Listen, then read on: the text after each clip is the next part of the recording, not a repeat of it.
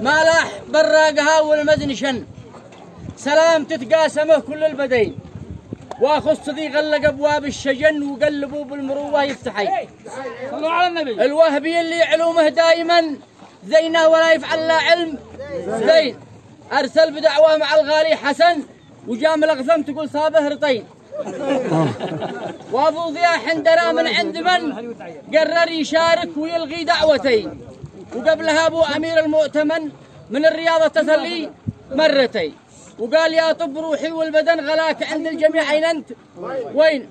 والعذر يا طيب الاخلاق لن نرضاه والجمل عند الحر دين وقال يا ليت من جا وافتهن في زفه احمد ولد عمي حسين فقلت يا ذي وسط قلبي سكن ما بين ذينه وما بين البطين يسعدني يحضر مع قيال اليمن يا الهاج تنضم قوافي ينفعين الحال مستور والاجواء فن غني لنا يا صبايا وحجرين جينا ندف التهاني في العلن يا احمد حسين استلمها باليدين عيجيك محصول ماشي له ثمن اجعل فؤادك لمحصولك جرين والسعد من عند وردي الوجن عيجيك مسكوب في كاس اللجين والفل من لحم ولا من جبن والزهر من حق جبلها والعدين وقافيها لحنها وادان دن تستاهله يا صفي من كل عين لا قد سمعها الوتر في العود درن من دون اصابع تراهني عزفين افرح وانس مع الوجه الحسن ولكن اوصيك طيع الوالدين والحب غلاف والزوجه وطن فعلا وطبع الغواني يسحرين والجيد معلاق واثق للزمن والشوم ذي موقعه ما بين ما تدري الا وبدالك غون فتره وقذا زنانيره بدين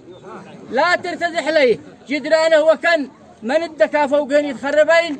وما حالكم. ابوك يا عبد الرزاق وعداد ما شعشع النور قول بداعي صاد الجزل باقتداري